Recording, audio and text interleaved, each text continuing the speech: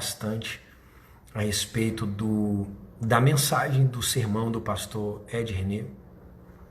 Ele estava fazendo uma série sobre as cartas, né, na Bíblia, e quando ele estava finalizando e trouxe a carta de Filemon, ele trouxe uma interpretação que, naquele contexto, Paulo fala a Filemon para que recebesse um escravo que tinha fugido, mas que ao conhecer Paulo se converteu.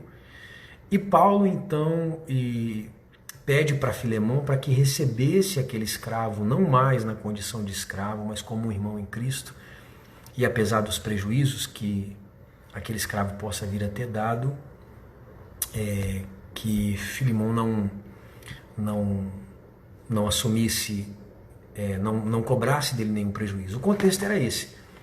E aí ele então usou o seguinte, que naquele tempo, você imagina que se você contextualizasse essa mensagem e você encontrasse alguém que é escravo de um pastor, escravo de alguém que a gente conhece, o quanto isso seria errado, né? Então que precisaria de uma contextualização. Mas eu queria te dizer assim que eu acho que o Ed foi muito infeliz em alguns termos, porque veja, a centralidade do Evangelho, o Evangelho tem contextos históricos. Dentro da Bíblia nós temos contextos históricos. Dentro da Bíblia, por exemplo, nós temos momentos em que o inimigo tem uma voz e é mencionado na escrita quando o inimigo disse alguma coisa. Por exemplo, você tem menções em que Satanás fala. Então, eu não posso pegar um contexto que está constituído num termo histórico, onde Paulo fala diretamente com Filemon, e transformar isso numa doutrina. Então dizer que a Bíblia, que a mensagem do Evangelho precisa ser atualizada. Olha só, nunca ela precisou de atualização. Porque a única diferença que existe dos milênios antes de Jesus ao momento em que Jesus chega, na verdade, a mensagem foi sempre a mesma. Porque a Bíblia inteira vem anunciando a redenção. O que acontece quando Jesus chega? Jesus ele atualiza a forma de entregar o conteúdo, o mesmo conteúdo. Porque agora, antes estava falando de uma profecia futura, então Jesus vem sendo revelado alegoricamente. Agora, quando ele chega, ele não atualiza a mensagem, ele atualiza a maneira de entregar a mensagem. Olha, quantos anos você não conhece a marca da Coca-Cola e quantas atualizações a Coca não fez na latinha, na garrafa, na tampa. Mas até onde a gente saiba, o conteúdo sempre foi o mesmo. É ou não é? O conteúdo é o mesmo. Muda a forma de entregar, a forma como eles atualizam a estética do produto, isso faz com que o consumo aumente, mas o produto ainda tem a sua mesma essência, eles ainda contêm o mesmo segredo de fábrica que só eles têm. Porque se mudar a fórmula, deixa de ser Coca, vira Pepsi, vira outra coisa, vira Coca-Cola, vira qualquer outra coisa. O Evangelho, a doutrina da palavra, as profecias da palavra são inalteráveis, imutáveis. E eu vou dizer uma coisa, gente, que eu sei que não é simples de dizer isso, mas é assim, a igreja e a Bíblia, ela está pronta para lidar, para conversar, para dialogar com o pecador, seja qualquer pecado que for. A Bíblia não distingue pecados. Mas um fato é verdade, a Bíblia nesse diálogo com o pecador, ela não se modifica para que o pecador se sinta mais confortável. Jesus, por exemplo, sentava na mesa com os pecadores, Jesus comia com os pecadores, mas não alterava o contexto da sua mensagem. Se o pecador não quiser se arrepender, se o pecador não quiser uma mudança de comportamento, é simples.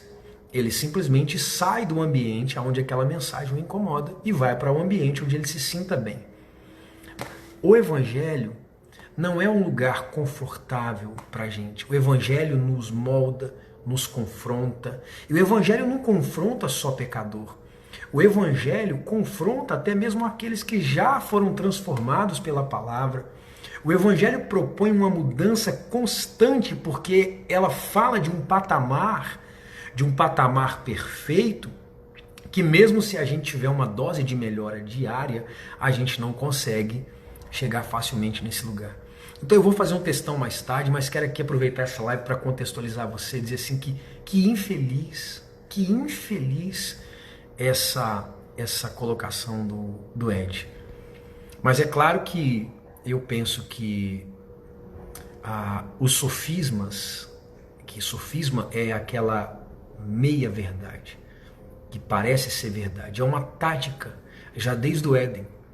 Porque quando o diabo disse para Eva, dizia assim, ó, sabe, Deus não quer que você coma porque senão você vai se tornar igual a ele, o diabo não mentiu.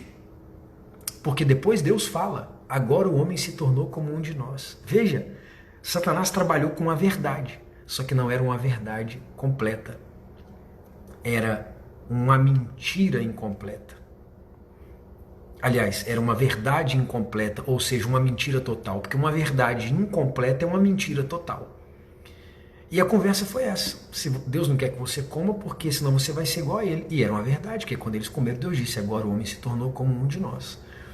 O problema é que a maneira como Satanás usa aquele contexto, usa aquela fala, usa aquela meia verdade, ele criou um sofisma que ficou fácil de fazer Eva cair na conversa dele. Então olha só, gente, a Bíblia não precisa de atualização. A Bíblia nós podemos atualizar a maneira como nós entregamos a mensagem, nós podemos atualizar os templos, nós podemos atualizar uma liturgia, mas não podemos atualizar uma doutrina. Uma doutrina bíblica não. Né? Você pode mudar meu Deus, como chama? Aqueles me fugiu o nome quando você está fazendo aquele documento que professa a fé da igreja, o estatuto. Você pode até atualizar o estatuto de uma igreja, mas não dá para atualizar a fé. Então, infelizmente, eu digo assim, olha só, o que é o Evangelho? O que é a Bíblia? A Bíblia é uma proposta de redenção. Para quem? Para o pecador. Todo pecador que quer ser redimido, que quer morar no céu, que quer uma vida eterna com Jesus, que acredita que existe essa vida após a morte e quer essa vida com Jesus, o que ele tem que fazer? Ele tem que se render à proposta de quem pode salvá-lo. Olha, está alguém afogando lá no mar. O salva-vidas vai nadar em direção a ele. Quem que tem que se submeter ao quem? Quem diz como é? É o cara que está se afogando que diz como é que tem que ser salvo ou é quem vai salvar que diz como é que o afogado tem que se comportar? Então, quando alguém quer ser salvo pelo Evangelho, então esse alguém precisa se submeter à proposta que Jesus está fazendo. Então a Bíblia não é um livro que se atualiza conforme as culturas vão mudando e ela vai se organizando para tornar o mundo mais confortável, para tornar o pecador numa situação confortável e dizer, não, tá tudo certo, Jesus ama a todos. E olha, eu vou te falar um negócio, e realmente ele ama todo mundo, mas ele não vai salvar todo mundo que ama. Porque Deus só pode salvar quem de fato crê nele e se submete à sua proposta. Então eu sinto muito, se você é um mentiroso e você não quer parar de mentir, toda vez que você abrir a palavra, ela vai te confrontar. Eu sinto muito, se você é alguém violento e não quer andar em paz, como o fruto do Espírito propõe, a Bíblia vai te confrontar. Eu sinto muito, mas se você é enganador, se você é corrupto, não tem como. E assim para qualquer tipo de pecado ou pecador.